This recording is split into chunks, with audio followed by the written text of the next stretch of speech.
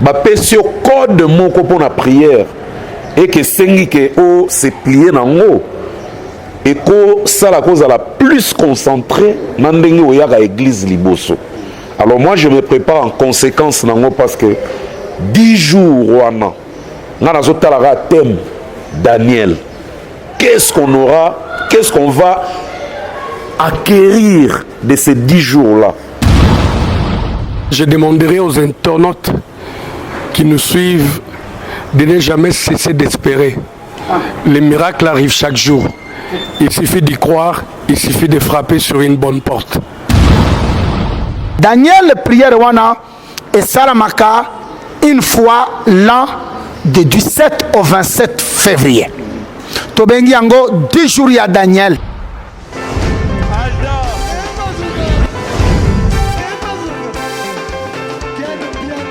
Personne m'a conduit, le monde est bien. Ailleurs,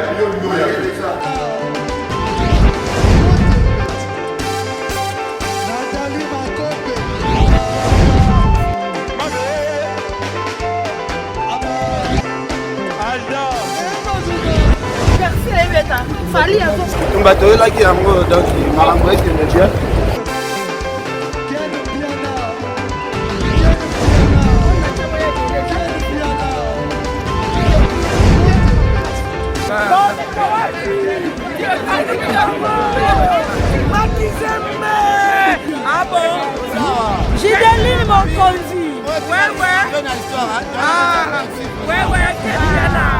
This is London. This is London City. Excellent fidèle internaute, bonjour et bienvenue dans votre programme de la semaine, bien sûr avec l'homme de Dieu, l'homme du moment, le prophète Emmanuel Dodi, bien sûr avec tous les affranchis du monde entier. Merci et bienvenue. Ça allait commencer déjà, nous sommes au rendez-vous, l'homme de Dieu est là et aussi comme d'habitude nos témoignages qui nous édifient à chaque édition. Nous allons bien sûr les écouter sur ces plateaux.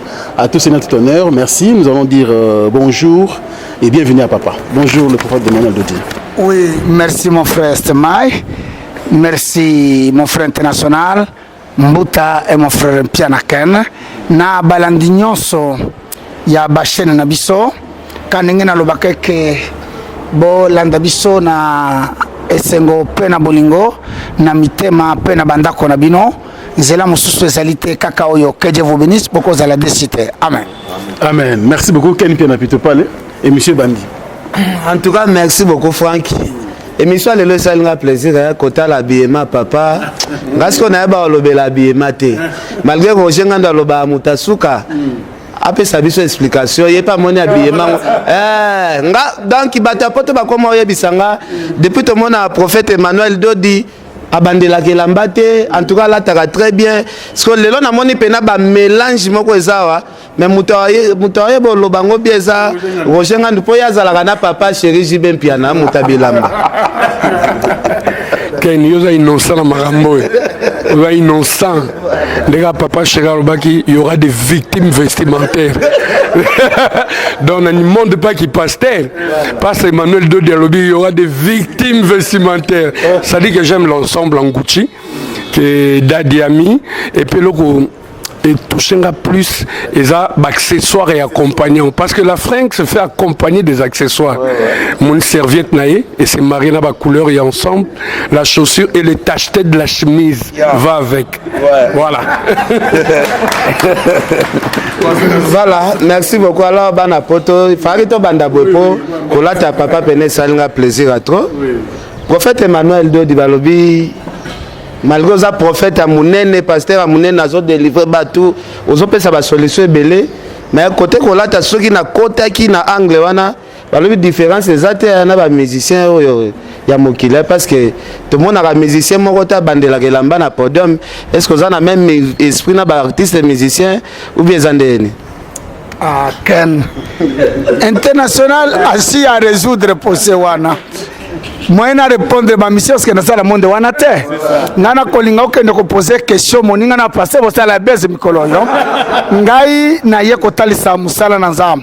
C'est normal à l'époque bapasse kolata ezelaki bongo mais masolo edevelopa ken piana soki lelo passe azolata bien te akomi passe ya nzala ekomi mpe pasi bon esalami ke nzambe azosunga azobatela nde tozosala ke tozala présentable mpona tobebisa masolo te c'est rien que ça et bon voilà nzambe akumama na kimi dossier wana amen. Voilà, merci beaucoup. Alors Moutali Kassou, monsieur Bandi okobanda loba nini?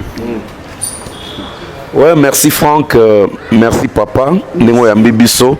Nga na boyi bo mema papa na monde wana ya maramba kolata parce que papa za trop spirituel d'abord et puis kolata ezaka ko cha propriété na nzoto.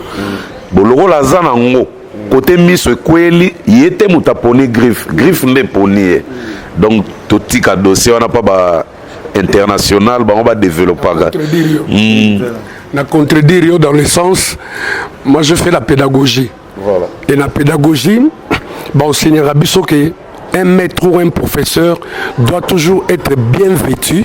Pourtant, on a sa leçon et ça l'a suivi à la lettre. Si tu es mal habillé, plus qu'on s'est moqué, on a défaut physique aux anango, leçon et aux la similité. Je t'ai contredit, mon frère. Et heureusement, le prophète Emmanuel Dodi a compris ça. Il est tout le temps bien habillé. Voilà.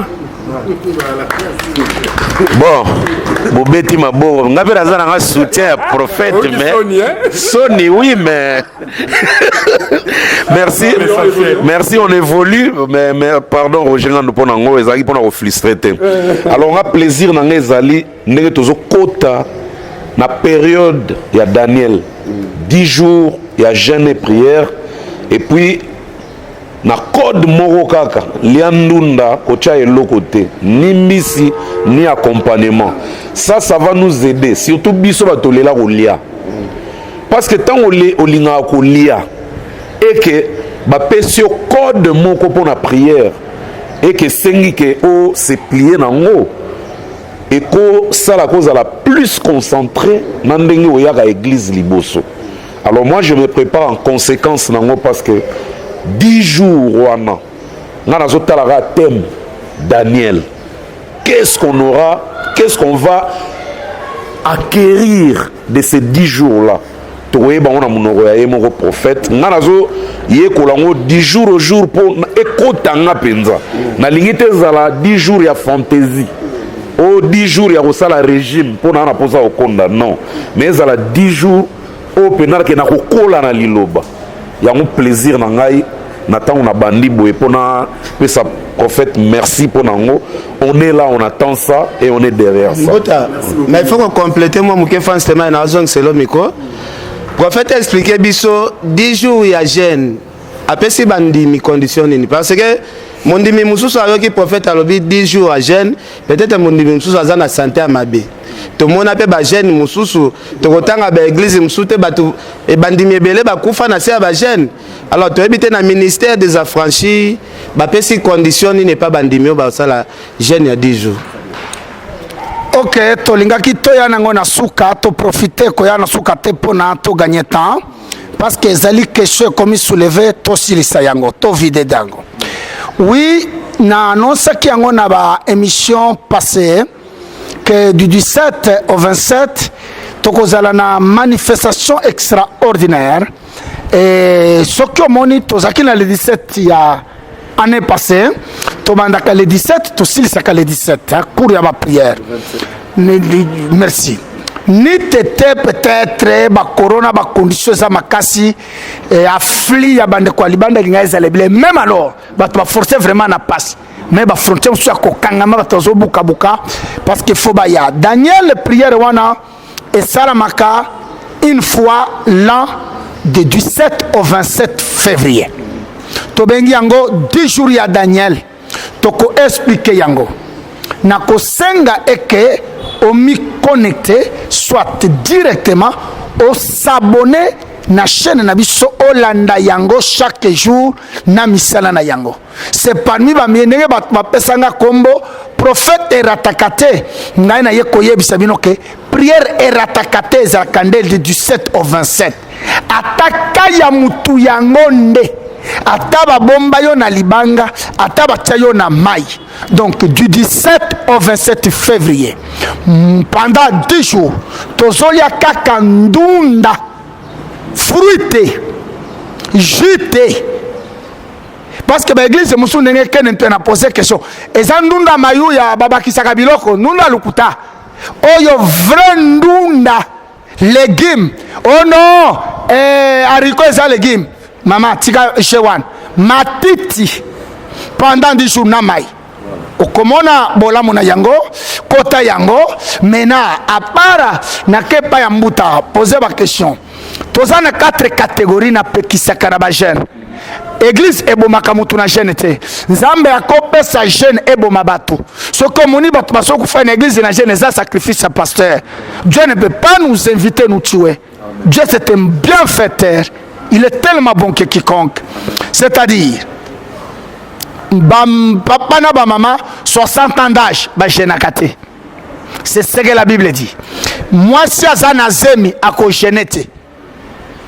Moi si azomelisa mwana ako genete na oyo azobela nano nzamba bikisi yete ozosa la prière mais oko genete. Voilà 4 catégories. Bon bazobela bazomelisa bazana bazemi na 60 ans d'âge. Bisonyo sototikali tozali obligé ko sala prière wana et beaucoup de monde signe. Vraiment, quand on a en contact, à partir du 17 au 27, Yomoko Oko signe. Que Dieu vous bénisse. Amen. Pasteur, avant, s'il vous plaît, Mbouta, oui, justement, à part pour Mouto aller Nunda. Merci. Là, Mouto aller Biloko Moussousou. Différence, parce qu'il faut lire. Mais pourquoi toujours Nunda et Biloko Moussouté? Ah, merci. Franck, question Madame Mingi. Mais na kolo ba yango watena ye côté ate. Talatina bako découvrir makambo nyonso prière kobanda tozana télévision ngunga samuke tolingi to consiper batuna kolanda te baya kolanda 10 jours kobanda. Pourquoi biloko mosusu? C'est simplement na pesa kakagu nazui prophète Daniel. Même tout païen connaît Daniel dans la Bible. Daniel roi alobi bolia me ya roi, c'est-à-dire mais masanga baba musuni Daniel na baninga Shadrach Meshach Abednego aboya kolia yango mais na bakoya kotia Daniel na libulu ya bankosi balia yete. Or scientifiquement parlant kosi c'est un carnivore parce que Daniel avait refusé la viande. Tu comprends ce mystère là? C'est réservé aux grands.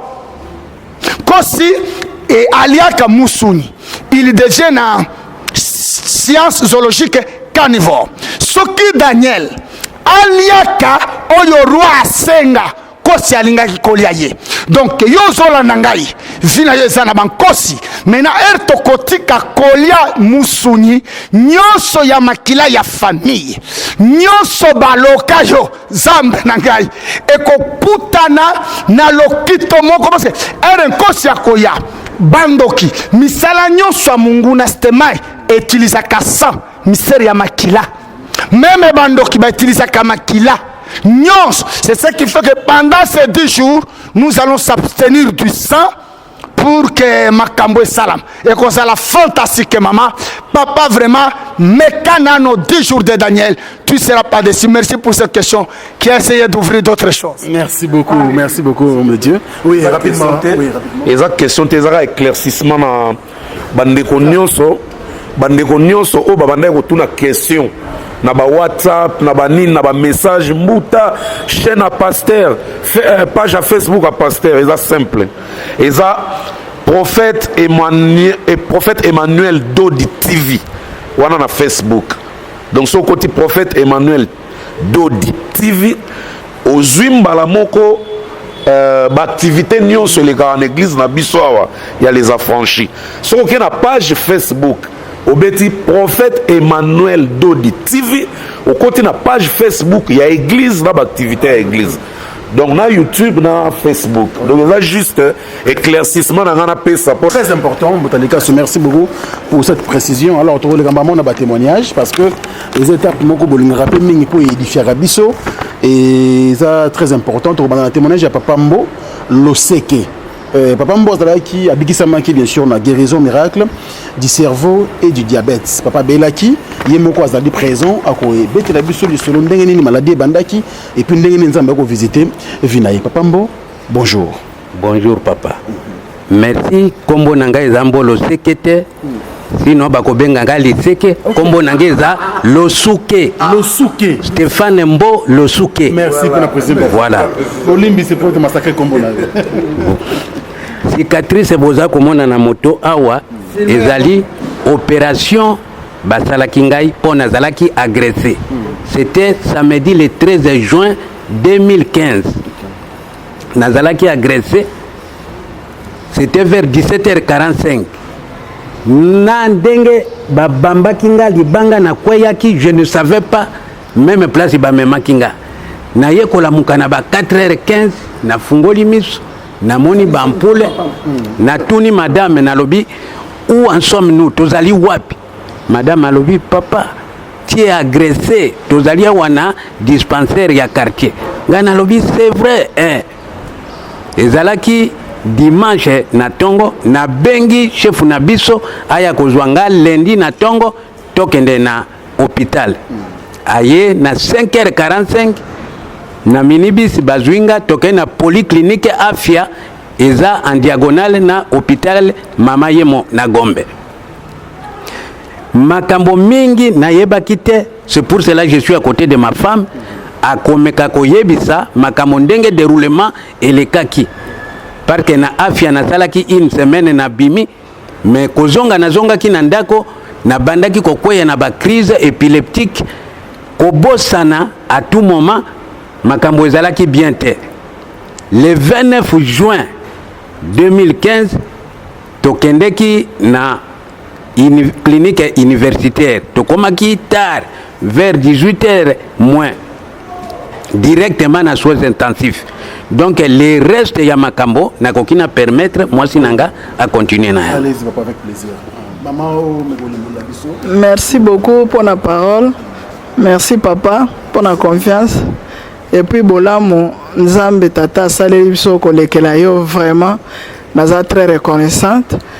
Toza bato eza pasi kozala na papa chef de famille malade quand ndenga lobi ndenga zaka agressé suite na yango toke ko se retrouver na hôpital clinique universitaire bomoni cicatrice wana leki na opération chirurgicale ainsi de suite na épargner bino ba détails mususu Nzamba Salé ngolo abiki ayeko tika na séquelle moko grave très sérieux ba médecin balobi eza à vie ekoti kalandeng wana mama comme lokola bébé à 6 mois nyonso toza ko s'adresser na yo po ya yebi eloko te ngande mutu na subisaki na yango na souffrir chaque jour mobile nanga ko sala 2 semaines à piquer crise munoko ke mopandi azo sala sous forme ya épilepsie et puis akoyeba eloko moko te azo bave basoi nini akomi salité tokoko tika ye na ndako ye moko te sur ordre ya médecin akoko tambola ye moko te à traverser chaussée ezaki pasi mpo na biso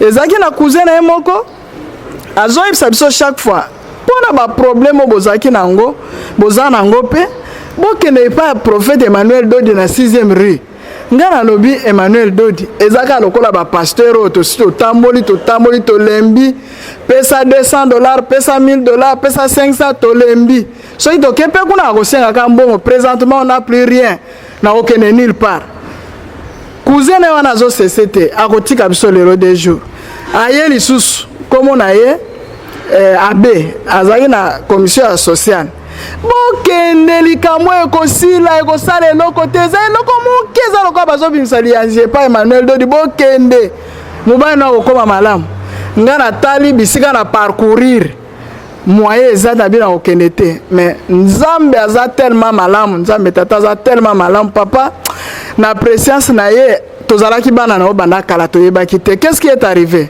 touti na kada sengana mobali nanga tozoya na yoki na ngonga 15h mutazo bena nga na litoi yo ozoka te boke bolingo zo solution na ba problème nyonso za nango bokende na église ya prophète Emmanuel Dodi na 6e rue esika abe azotinda bino kuna bozo boya natali sima mutazate natali liboso mutazate pembeni mobali nanga na bafoué to continuer moto eza pasi nga moko na moi na ndoto te to continuer quelque part noki ekomi na litoi ya gauche na lobi boye soki bolingi bozwa solution na makambo nyonso boza nango bokende na église Emmanuel Dodi na 6e rue esika abe azotinda bino bokozwa solution Natali liboso moto aza te na nsima moto aza te pembeni mobali nanga na bafoué botala bomoto bandeko to continue nzambe aza tellement amour na yoki ezongi na litoi ya droite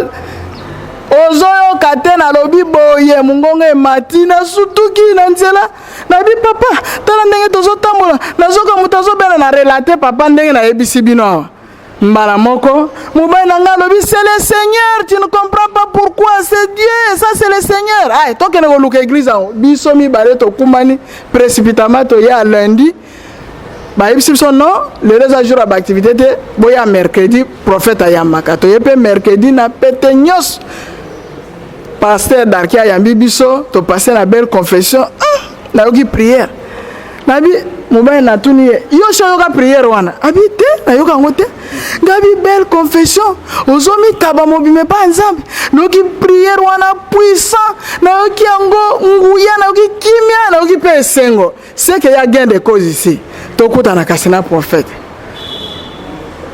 tango ekoki mama eme ayeba yambi biso bakoti biso basengi biso différente bapesi biso condition moko te eloko moko te toke tokuta na prophète ayambi biso na kimia boye na moment malamu boza na kimia ezaki na période ya moisson ya 2017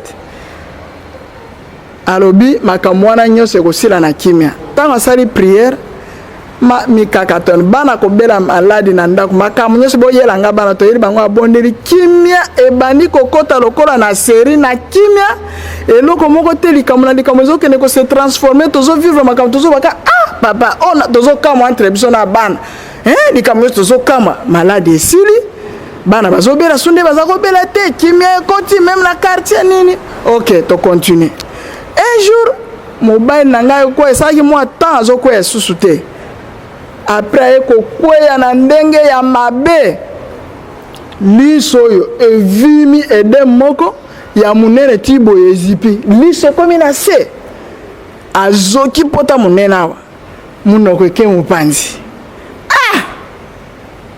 nabilika mute munguna tosi tokomi awa ce lieu est formidable tokokutana na prophète mbongo ekoki toke tokoti epa prophète na kimia abi papa boye nini papa na expliqué papa akoyaka sous forme ya épilepsie depuis tokomi asalaka te c'est la première fois ya kosala lisusu dabi mama komitungisama te ezala na kimia nazobondela atie loboko ka malembe abondeli mpe ka moke alobi c'est fini bokende esili ngai na mobali na ngai totalani priere yango ata ya kochasse bademo te ata ya kosala nini te kaka noki kaka moke boyoke tosala confiance toye tozozela priere ebanda ya pokwa curieusement natombola miso ata mobali quelque 15 à 20 minutes boswara nyonso disparaître ni kote na batasi ya makila ezalaki na miso edisparaître cicatrice ya monene ezalaki na elongi azokaki edisparaître miso efungwami akomi biengabi papa na baordonnance nyonso bapesa ngai na hôpital nasomi sukisi te diabete azalaki nango hypertension emoni pasi muke scanner muke boye nazongi après papa koprie toke na hôpital babi cœur ezongi lokola ya bébé poumon lokola ya bébé makambo nyonso malamu et puis il peut vivre encore natana ndenge papa alobaka makambo ya longévité nabi papa merci et puis depuis wana papa asenga biso ata différente musali moko asenga biso ata différente napesa mpe eloko moko te nde nalobi esenge tozala reconnaissant bandeko ce lieu est formidable nzambe aza na esika nzambe ayaka na kimia asalaka na kimia na makelele te vraiment oyo nyonso aza na pasi situation ya boye ya mobali na nga lelo akóma na kimia aza kitoko bozomona ye ndenge aza bien na bien azoréfléchir très bien il lit très bien il prie très bien donc il est en train aussi de gêner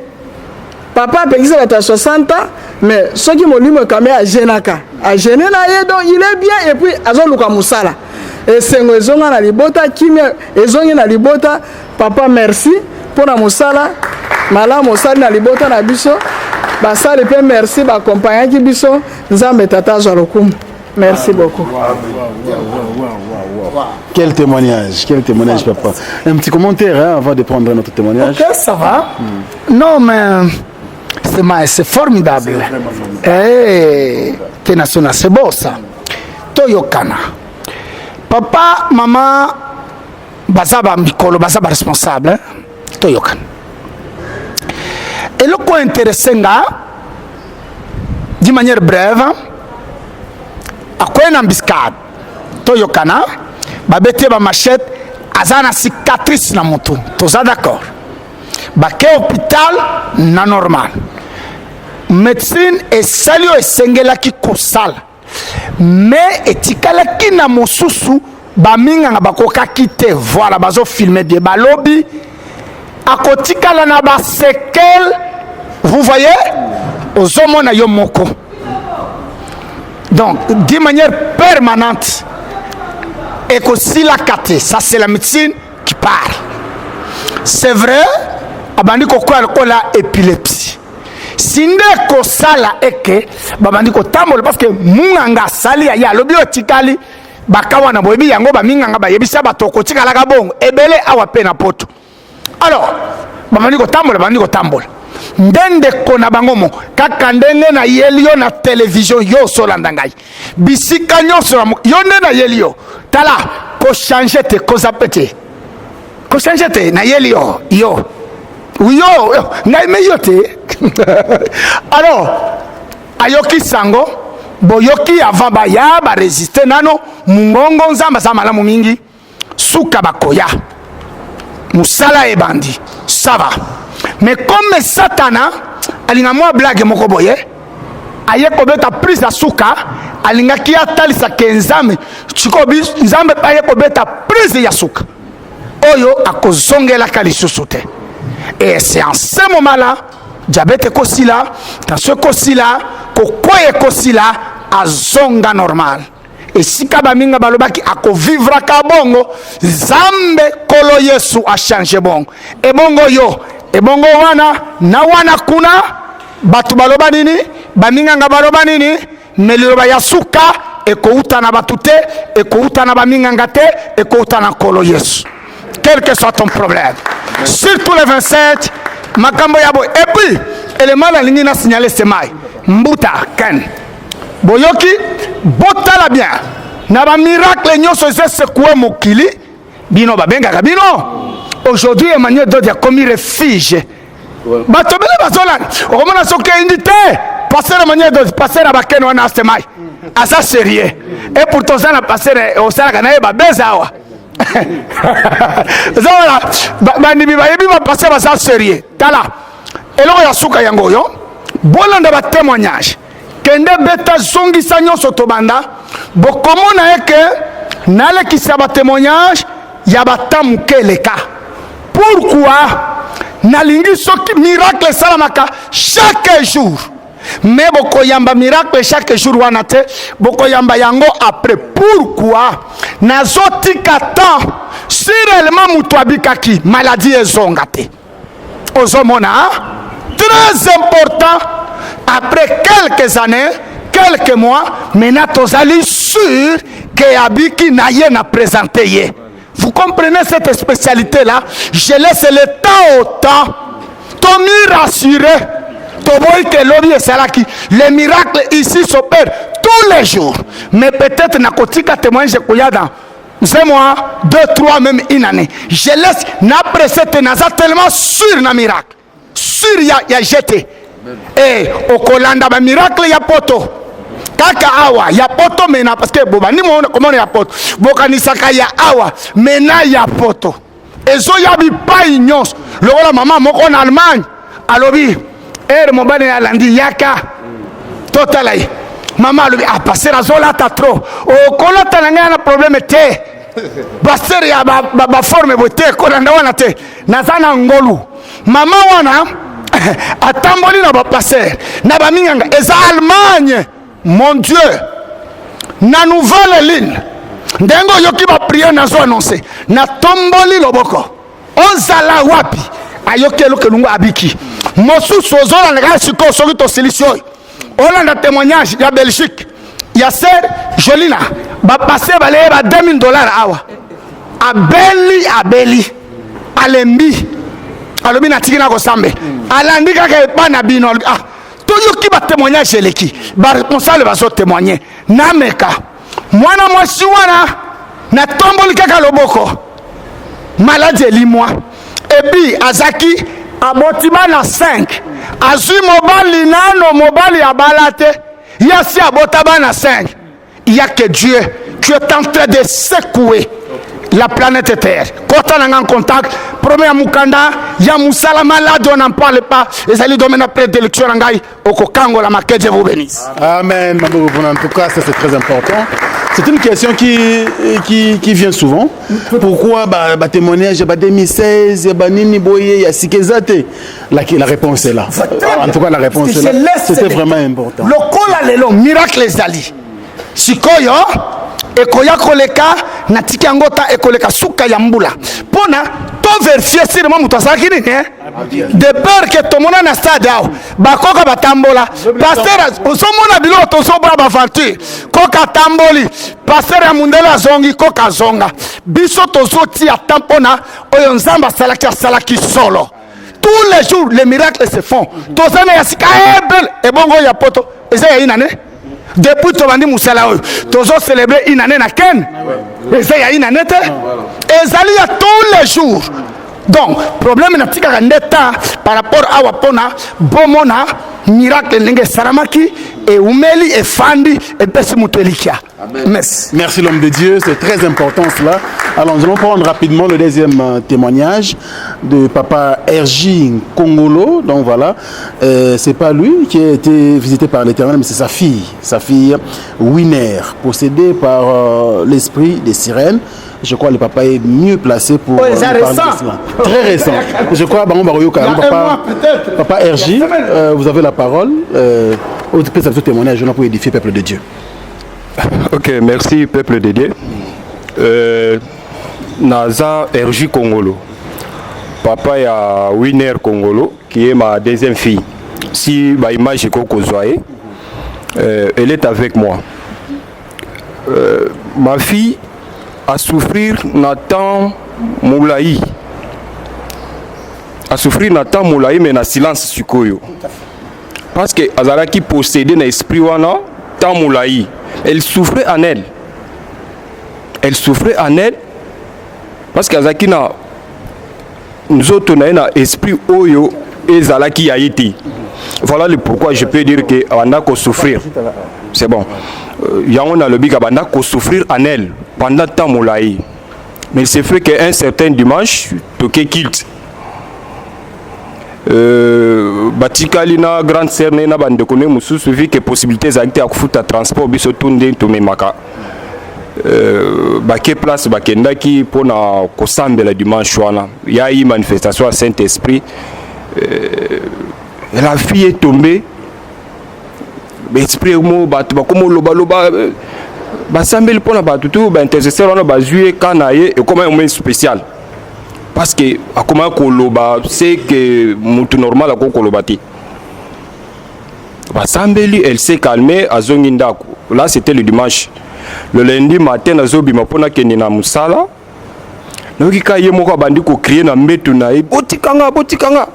Et ça devenait crier. Nga na chambre na nga na bimi na chambre na bango grande sœur na bango na yoki akomo ko prier au nom de Jésus-Christ et tout. Na ye na koti na kuti mwana zo monika nde mutu soki ako epilepsie ndenge mutu abunda na kana liwa wana oko tuntu kwa wana na koti to bandi ko prier nga na maman na ye et subitement c'est un esprit qui parlait en elle na kotika été au mwana na ngai c'est parmi ma préféré nanga na kotika été okotika été yo nani on a esprit ya mère ce qui y a sirène et tout je dis mais peut-être on s'est trompé adresse peut-être oh yo aza mwana na yote yo na mère mais oyo na mokili rapport mon côté. Et quand on a prié, maintenant c'est comment qu'il y a ma casse. Tout 100 000, elle s'est calmée. Biso na bomoto na biso meke tolongi. Parce que la fille s'est rétablie après 5 ou 6 minutes. Na bimi na ke musala. Et comment qui sukoyo répétitif. Même aux ala musala boye, mon a bengi oh papa, awa winner. Ça ne va pas. Nino à quoi il est sous.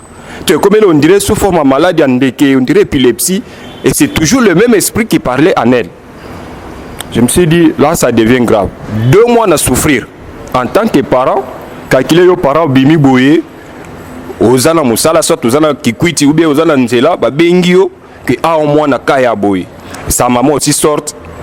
Et quand il est jeune fille à boye, qui toque au boye, a commis que ça la menace, ceux qui peuvent à télémi boye, force au azo bimisa. Ata bola 5 ou ne to vandi boye muto ko maîtriser azati. Et ça devenait gênant des fois à un moment ngamona comme moi no ke côté kindoki ou bien ndenge nini. Mais un jour motema nzambe côté la non non. Ce que ça la kindoki. Namona ka bandoki baloba ka boite, bandoki bakoya ka boite, mais oyo eza esprit mabe muto côté le moine donc. Moi naza visité na ba esprit oiza ya été. Nzambe fois ça la quelque chose. Parce que na lingi nzambe, parce que naza mwana musala nzambe. Mais nzambe fois ça la quelque chose kati na mwana nanga. Et c'est comme ça que je me disais et kokoma très critique. Un jour moi na quelle classe basali dispute na moninga ne à classe et na kanda na ewana akwei parce que et le côté qu'on constate ce qui a siliki c'est là où l'esprit s'est manifesté même maintenant nda ko so ba wandi ka abonné ba tala ba télévision ba weli ka télécommande ce qui a kanda na yeli on mona koi esprit na ba di ko se manifeste mo le mutozo tout cas et ça devenait vraiment étrange abi ah oya boso ki papa ba na ndako moyen to vandise na miso bato comme tel ezate akoya ko silikela bato pour na biloko akolia abo pesiete mona ko ili papa na miso e kozala bien te et ça devenait gênant très récent. Un samedi nalali na zo travailler na ndako na ndako na parce que je travaille na télétravail na zo kita OK musalate na travaille na ordinateur mais na chambre. Il y a banda coupé na salon courir katani abia lala alali no ka moko muto alamuki asutu ke bi jamais marre azo beta kofi na sima jamais marre je n'aime pas cette fille na bimi na tiko ordinateur na bimi tango telinga eloko alibosa koloba na ngani papa tokende église papa mets-toi debout tokende église je n'aime plus cette fille. Ah, c'est quoi cette fille? Na tournier, qu'est-ce qui se passe? Oh non, esprit les autres na livré bango atangi kombo frère na biso moko tozakane l'église na livré bango frère wana po ngana tika la kimia na bi o livré bango yo komo susu ko livré au sala kana susu ono babina bima na frère wana na livré ah là ça devient sérieux biso to sambela ki to moni que peut-être ndingo se calma ki ke milimo ni tiki yo donc ça continue on doit chercher maintenant autre face ya nzambe nazui na bengi moninga na moi sambela quelque part abino okoki ko edenga na kutana pasteur na bino asambela pona mwana na ngatala makambo abino likambute le kan église. J'ai pris le transport avec ma fille ti na église à pasteur wana j'étais le nom je ne peux pas en faire de polémique to komi kuna c'était un samedi na komi kuna na ba 14h eta na komi mutu o ayambi biso azole bisa oh non biso na église na biso lelo délivrance ezalaka te motei moko te azalaka awa mokambi te parce que les journée dédiée na jeunesse même ata mutu ya wakosambela mwana kotia mwana liboko oh non lelo ce que olingi aka mardi be mercredi de intercession ezalaka na délivrance mais mon frère hôpital nini ezangi urgence même ata soin ya liboso ekozala te toye pa nzambe bozebise lelo eza uniquement pona ba jeune na kati ya ba jeune nzamba koza la simba ba jeune moko mi balemi seto ba ko sambela pona mwana. J'étais tellement déçu et révolté en moi-même. Nazongi nanda kutusambeli na mwana. Nabisi madame, après avoir prié à 23h, tomati na mbetu. Nabisi madame, cette semaine, vouloir ou pas, on doit avoir la délivrance de cette fille. Noka eloko moko révolté nga. Nabisi madame, tu dois tout abandonner. Musala na yo okende lisusu te. Nga musala na okende te na okanga ba téléphone. Na okanga machine, na ko travailler tes semaines à ce que nzambe faut passer une solution. On peut pas souffrir comme ça, comme ceux qui au bimi, tu n'es plus à l'aise, tout. Merci madame, nous on va prier le soir. Bimana moi na lobby dimanche. Bobongama, belle-sœur nanga sambelaka awa parce que moi ngana banda ko sambela awa te. Belle-sœur nanga asambelaka awa na ministère des affranchis. Elle m'en a toujours parlé. Yaka ne fût qu'à un jour, na prière na biso. Na prometake kaka. Na bisabi bokende comme ça nous comme on va prier le soir après culte na bino kuna, on va se retrouver na culte na biso le soir. Na tikali na ndaku na zo pema na ideke ndokola na ke culte na pokwa. Na ba 14h. Madame abengi ngabi non papa moyen ole kasumba la mokuna ezate folo nganda ko ya awa o memelanga eloko akolia o memelanga elamba ko changer o memela pena winner elamba mususu akola tana ko changer abi pona ono awa ba retenir biso ba retenir bino na ndenge nini eza susu hôpital kuna o te ba retenir biso tozana ba séance à prière awa. Mais nga yé ko memele loko akolia te parce que ba décider fois ça la jeûne à 3 jours sec. Jeûne à 3 jours akokaka. D'abord nanu alingana kolia. Alingana kolia du côté kolia en tout cas des fois to benga quel phénomène au côté en tout cas oui alinga kolia mingi pour ceux qui allaient au senti même matanda ko ambiance izali mais ceux qui allaient en tout cas mawatro nanda. Et c'est comme ça na bongisi bilamba na ye bongisi makambo tout je me suis dit na komana noana c'était ma toute première fois na koma pen église le dimanche 16h na koti na kuti moi na zo komba na salle o bazala ki bayambela ki bango na salle ya intercession.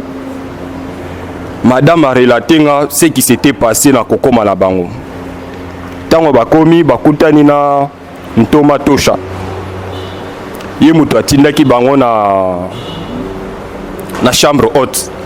C'est ce qui m'a beaucoup impressionné, c'est qui m'a beaucoup plu et sa chambre haute. C'est que je n'ai pas trouvé bisika o na kendeke pan de quoi na mususu le samedi. Mais bino besoin la chambre haute. Ah oui, c'est que bino besoin moins na urgence, salle d'urgence ezali. C'est qu'on peut appeler maintenant la chambre haute. C'est ce qui m'a beaucoup plu. Na komi wana ono awa tango toye nanu kutu basambeli te le fait ka kokota na chambre wana manifestation milimo wana et c'est manifesté nanu kutu basambeli te le fait juste à kokota na chambre haute et ceux qui étaient là a ebisinga bazalaki au nombre de 8 personnes intercesseurs o balaki wana et ils n'ont pas pu supporter force banda qui kobima na nzoto mwana c'est que la fille dégagée comme force mais qui n'était pas la force à elle-même. Force à l'esprit wana et ko beta batu o bazala ki wana to mutu to azo pusana azo zoyaye et après ko sambela tomatosha aye ko décider bi la fille doit faire la fois ça la jeûne il y a 3 jours sec pour force o azo dégager les asusu ya été en tant que papa moi na lokola na mi décider qui le samedi soir, cette semaine, moi, je suis phase de délivrance. Je dis, madame, tu rentres à la maison, occupe-toi du reste. Mais en communion avec Bisso à Totikali Awa, Sambela et deux Bisso dans la prière, nous avons fait cette délivrance.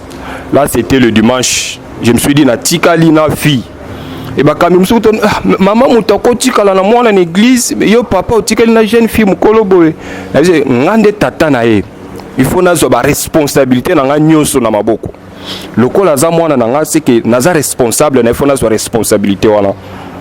Et je suis resté avec la fille le dimanche soir, Mama Zongi. Le lundi matin, na kozala moins moulaï mingité parce que c'est temps, parce qu'ils attendent, na l'autre qui moi d'autres mots qu'on a relaté en haut et pas bakambi ce qui s'était passé dans d'autres. Et tant on a si corrélaté, il y a une manifestation qui s'est fait encore présenter dans Tongo wana ya lundi.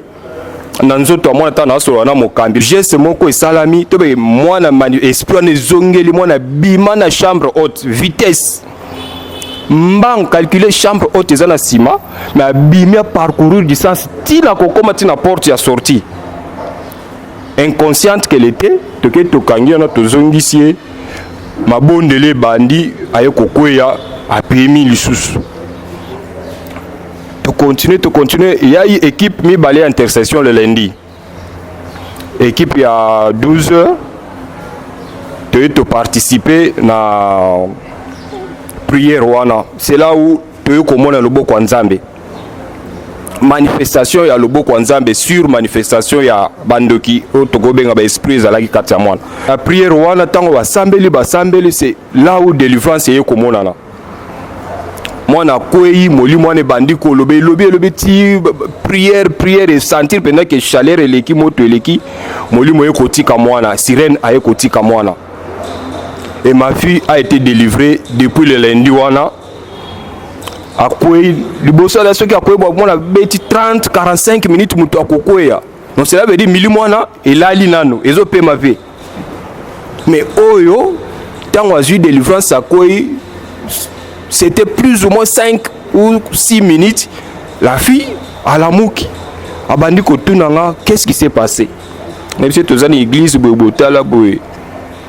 Banda wana soki alali na tongo tuni olotini awebisa papa nazolala lokola bébé nazolala plus que bébé et en plus eloko mosusu nako ko soulever plus eza na nzela oyo mili mwana ekotelaki soki nako komeka kozonga mwa moke oui quelques 30 ou 45 secondes je travaillais là où je travaillais.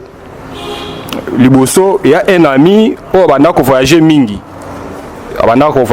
Akenda Chine, Inde, tout. Azalaki na mwana moko ya moke, mwana ne komoni Krishna. Et ceux qui n'a qu'un bandi pas na Krishna vient, et ce nom là sonnait beau. Ça tu veux sonner bien na monoko, même à tana kotala. Oui, il me disait toujours, non, c'est un joli nom. Kombo bien ba mindelo to sala kana bango tout ngape na swaki kombo na ko annexer na kombo ya mwana ezalaki winner na annexer Krishna et ce que j'ai vite compris c'est le nom de Krishna qui dominait plus sur le nom de winner et nakovanda na ko consulter sur réseaux sociaux na ko tala Krishna et ça des divinités comme banzambe moko bazalaka na Inde tout un esprit on a adopté qui en sans le savoir juste pour que ilingia kombo et maintenant c'est ce nom là tant que kolanda que ce nom là appartient à sirène na niveau na mboka na bango kuna des sirène wana akoma kolanda mwana partout da côté na kombo et tant que awa basambeli moi na eu délivrance et je vous dis franchement ngana kolo banaza victime à liboso ya Daniel prière à Daniel bino mozo la Daniel e banda mais yanga se bandaki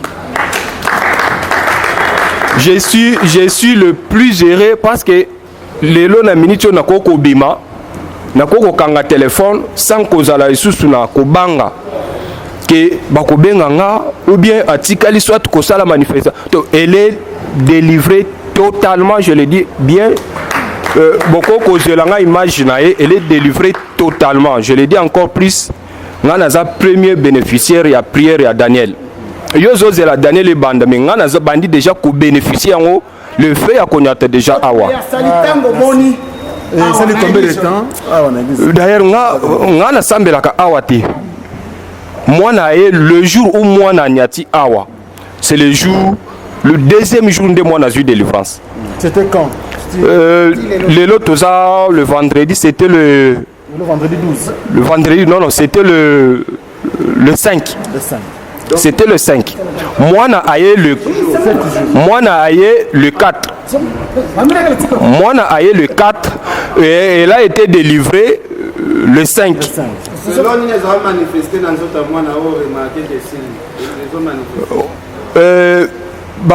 Touche Mike, on a tata na constaté que na moi oyo. La fille a 15 ans. Mais ce qui a télé moi na mobile, même à taille tata, bo télé on est longi. À taille bo c'est fixé, miss bo tu ne peux pas. Au côté côté le makoté a été. Au côté qui sa miss. Elle avait une force. Elle avait une force. Yo oko fixé miss bo talani boité. Yo oko kiti sakaka miss nase. Or ce que kiti si miss nase, vous a déjà dominé. C'était un peu dire un mot un petit mot. Un petit mot juste par rapport au témoignage de papa.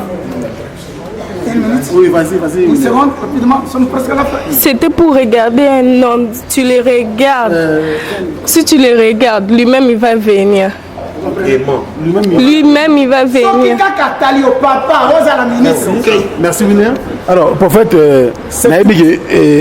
papa a lobby belé. Papa Sergi.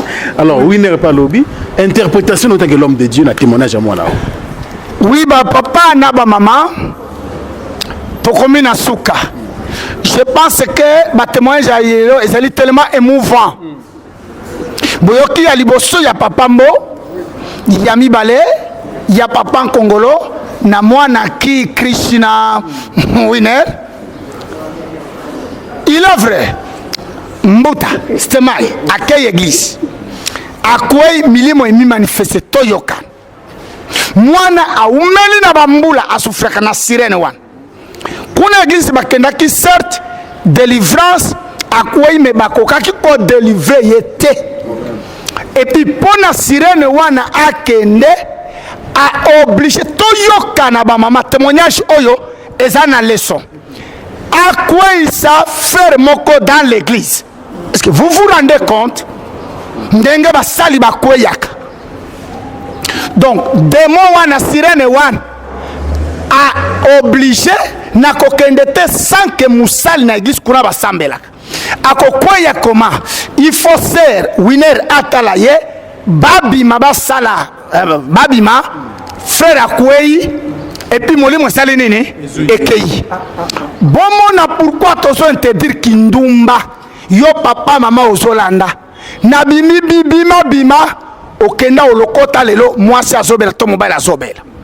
Alors c'est ce qui fait que ba manifestation est bandi nde akoya awa mwasi na ye yaya ya mwasi na ye asambelaka awa nde bakoya mena ere baye boyoki église moko aboye ko citer yango te déception akuti église moko yo ezali na désordre asilani eloko ya bien mais soko yawa okuta système bien établi bayambi babani musala du fait que ba constataki gravité ba maintenir ye prière et bandi et il a cité Tomatosha et les gars sont fermboui oyo akobosa na te mais na molimo wana mena nde mokolo derema c'est ko salama.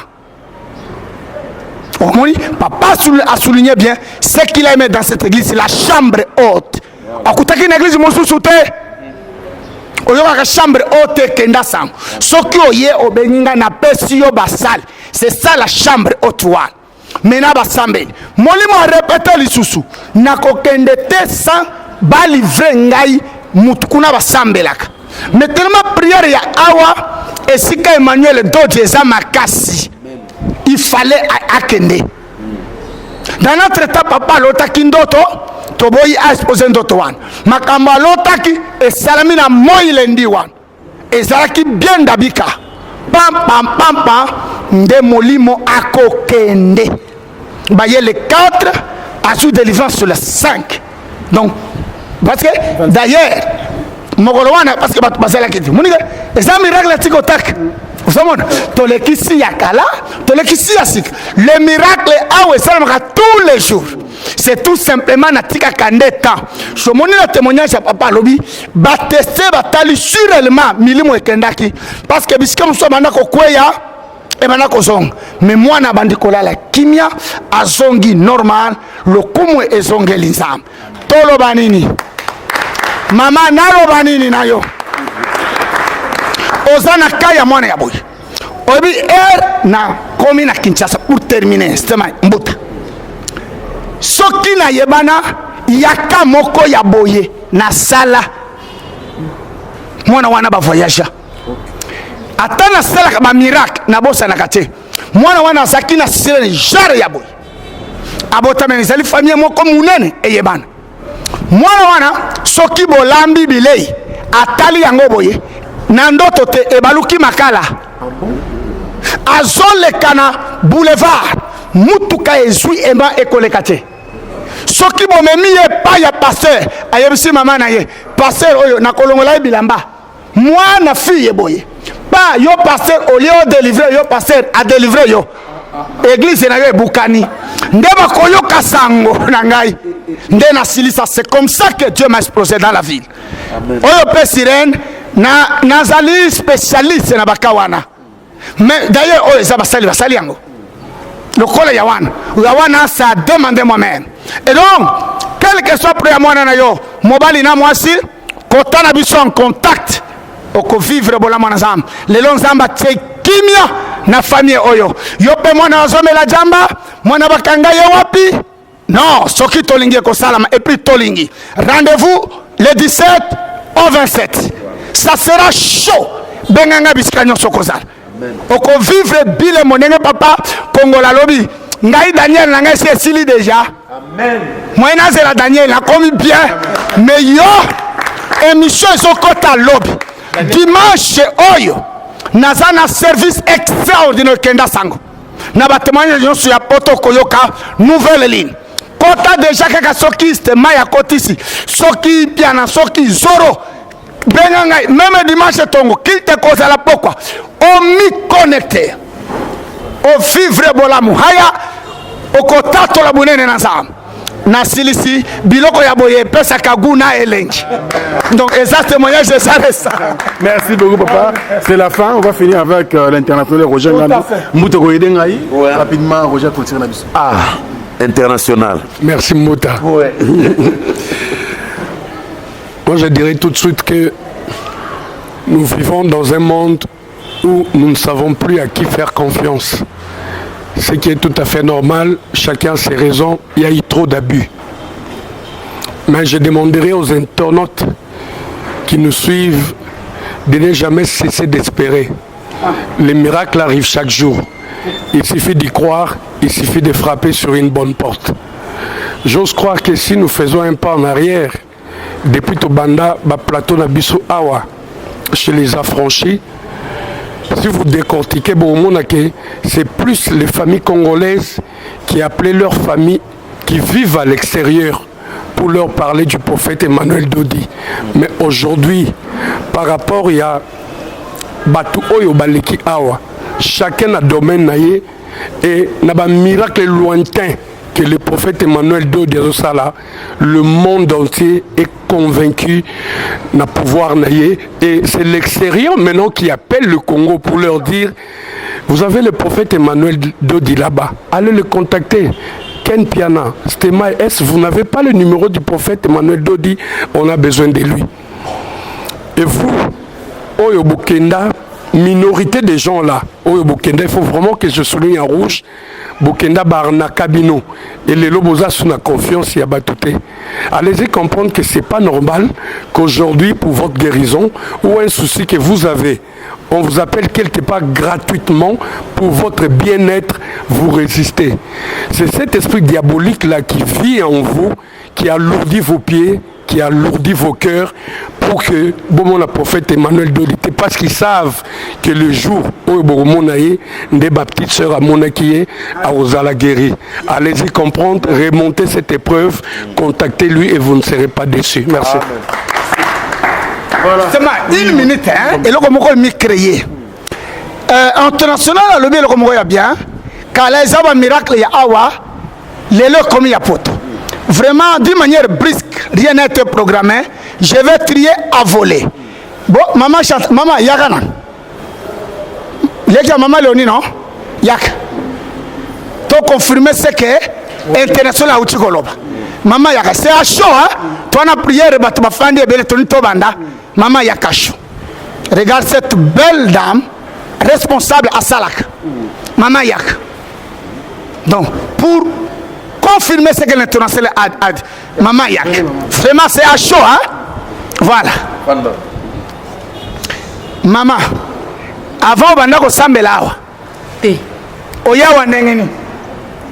Asso. Naye na canal la grande sœur Nangazala na Bruxelles. Vous comprenez? Donc, vraiment ce que international dit. Grande sœur Nangazala na Bruxelles. Bien aimé. Maman wana sambel andimela ka pasteur te. Au moment où je parle, miracle à moni. Atindile kinaye. Asa responsable. Maman Zonga. Frère, viens. Tobete Nicole Mabo. Frère, viens.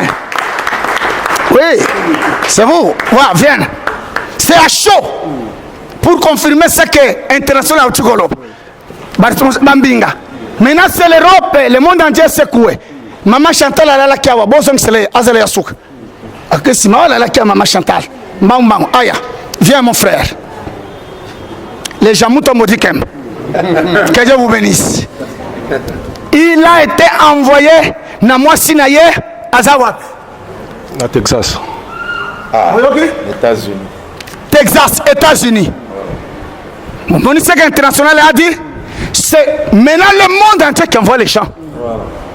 Donc, et ça rêve. Bonjour, c'est Maman Chantal Mbamba. Non.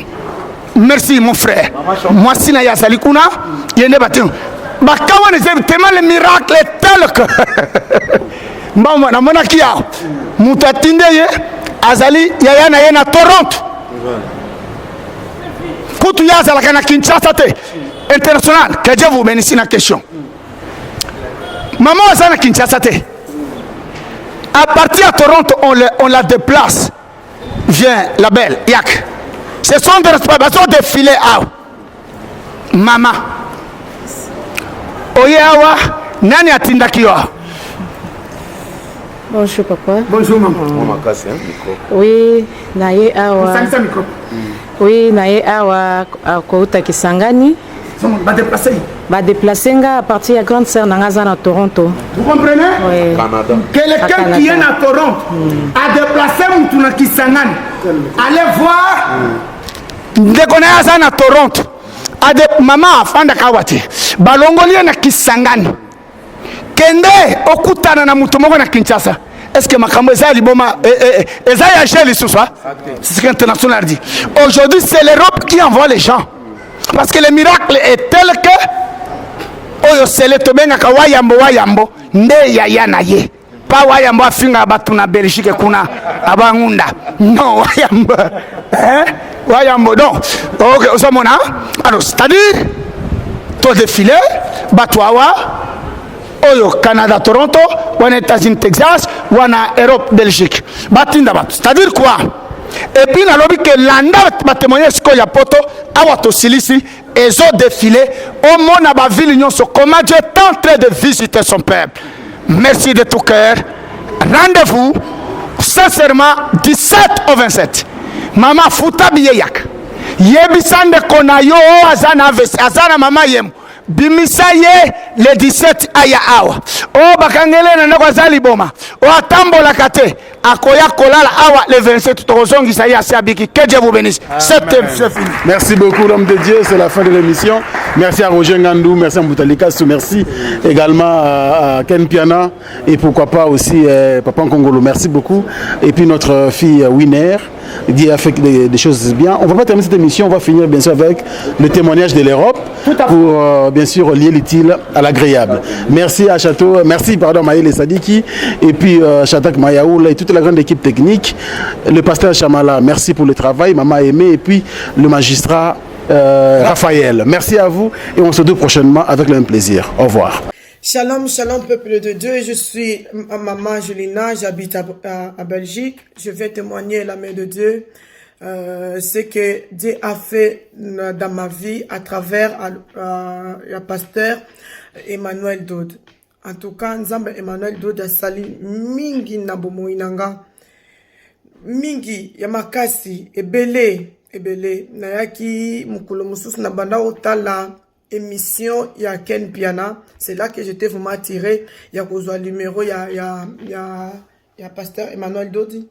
Na bengiye na benga kaye, c'était un dimanche. Et na bengiye, c'est vrai, a répondanga directement te. A komingaka message ya ko rappelenga. Après minuit nango, na yo komona message ya papa. Et na yo komona message na ye, nga kuna sepi na lui. A répondre nga ye azaloka pasteur mususu te. Parce que j'avais beaucoup consulté des pasteurs. Et papa répondre nga ye, na yebisi papa kananga na yebisi papa naza vraiment na mutu et dérangeanga makasi. Mutu et dérangeanga so mutu zo betanga. On dirait ba obeta ba marteau na mutu nanga. Awa na katikati o senti que mutu zo beta na dikoso mutu zo beta. Na mona ba neurologue ba pesanga solution mo te na yoko yebisa papa mutu vraiment ebetanga makasi. Papa yoko yebisanga yebaka ke likamuna yo esili. Mais nazo pesa yo sœur moko bo solo là. Ce que bo sisi ko solo là ozongela ngai. Apesinga la sœur Christophe. En tout cas, na sœur Christophe to banda mabondeli. Un jour après na mona ki stabilité déjà ekota ki côté ya mutu nanga. Ti bandiko landela ngai na sote mo mukie. Tanga pesinga numéro ya sœur Christophe. To solo la sœur Christophe na ebisi papa. Ah papa na utu kozwa sœur Christophe. Merci beaucoup. Abi sala o nyoso akoyebisa o sala. Na bisi merci papa.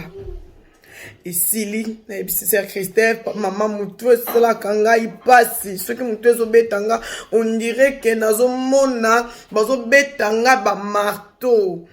Et puis na mona ba docteur nyonso. Na sala ba prise de sang, na kota ba scanner. Donc na mona ba docteur nyos nabi, peut-être na moni docteur mutu mundu azana solution ko le ba docteur ndele parce que mutu mundu ayebinga mie.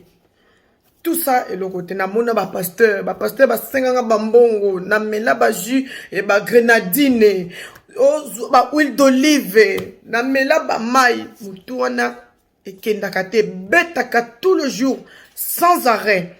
Oteke katanake non tout le jour dès que oza debout na mbetu olamuki okomona ke mutu ezo beta makasi na mona ba pasteur na mona donc na mona batu ozo ke ba spécialité ya mutu ba pasteur na bombi ba kombo na bango mais papa yebi peut-être ba kombo na bango. Na pesa ba na mela ba jus na pesa ba mbongo eloko moko te stabilité mutu nanga ekota kite.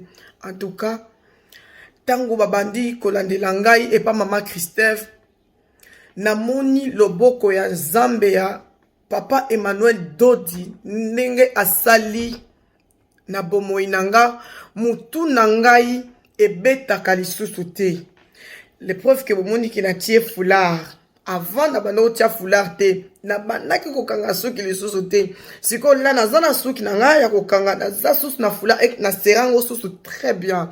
En tout cas Nzambe Emmanuel Dodi penza azosala ka te pona mutu asali susu mingi naza mama ya bana 5 mwana nga liboso aza na 18 ans ya suka asa na 8 ans. Nzambe atindeli nga mobali oyo abota te oyo abala te. Lelo mobali wana fiancenga obozomona bien bak ya fiança toza na proposition ko bala na mois mars. Nzambe Emmanuel vraiment azosala asali mingi na bomoi nanga tala tina onga na yaki na église ya Francis yango na bino batu boza pembeni na ye. Bino batu boza pembeni na ye bokangama na Nzambe Emmanuel Dodi. Nzambe Emmanuel Dodi papa azosala aza Nzambe vivant. Aza Nzambe akosaka te. Bolandaka ba principe nyos o papa Emmanuel Dodi akoyebisa bino bosalaka ndenge bosalaka ka ndenge moko. soka lobi na bino bopesa bopesi nga na mona nanga pasteur papa Emmanuel Dodite na mona ete kaka na télévision nde tolandaka ba YouTube nde sika nga na mona laka papa Emmanuel. En tout cas ngai na moni loboko ya nzambe ya papa Emmanuel Dodi na koyanga moko na ya ko témoigner comme ça na mona papa live parce que ngana na mona makamba boete parce que na travers ça na mona ba pasteur j'ai nazo bomba ba kombo na bango mais na mela ba jus d'orange na mela ba jus grenadine na mela oh ba mai ba huile d'olive na sokola musoko pakola mutu musu na misu na tia mais dès que nazaki na contact na papa Emmanuel Dodi directement problème nanga esilaki problème mutu na bela asu mutu te problème ya libala nazaki na yeseke même pas kuto likamba libala à travers ma prière na ye libala efongwami nzamba pamboli ngai na makambu ebele na pona prière ya papa Emmanuel Dodi bino bato boza pembeni na ye nazo vraiment ko insister je ne flatte personne chacun a sa foi nga na foi nazaki nango ba prière o maman Christelle Vandoro sala parce que papa lui disait de prier faire na pona nga ba prière na ye en tout cas ezo sala ezo manifester na nzoto nanga yango wana bino bato boza pembeni na ye. En tout cas, vous profitez de la bénédiction, vous profitez. Si le pasteur vous dit faire ça, il faut le faire. Parce que moi, je suis loin na Belgique.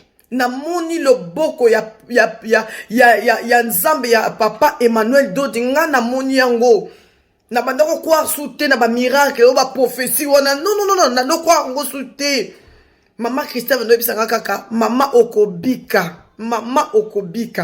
Lelo nga na ye kondimake na ye kobika na biki kaka boete mais nzamba pambolinga na libala mobala septenga na bana nga 5 j'en ai 5 enfants nazana mobali mosi moko mibali 4 yangwana bokanga mana nzambe ya pasteur Emmanuel Dodi nzamba pasteur Emmanuel Dodi aza vivant aza réel nga na moni nalandaka mko mususu nalandaka ba prière ya papa ndenge alobaka l'agneau est descendu l'agneau est là ce n'est pas des anges c'est vraiment l'agneau lui-même en personne pasteur Emmanuel Dodi Aza c'est le vrai il faut pas ignorer il faut pas négliger en tout cas nzamba lola pambola bino bozala attentif na makamunyo solo yebsa bino boza pembe na ye en tout cas bo profiter biso peut to profiter kana grâce à musika mais to kokutana pona ko pesa honneur na papa na biso Emmanuel Dodi oyo nzamba so sala kati na ye. Merci beaucoup papa, merci, je vous aime tellement parce que boye ko libérer moi na bino nazalaki vraiment na captif pe nzambe no asali ya minene ponanga na kotikala jamais ko bossa na bino jamais papa, que Dieu vous bénisse vraiment abondamment.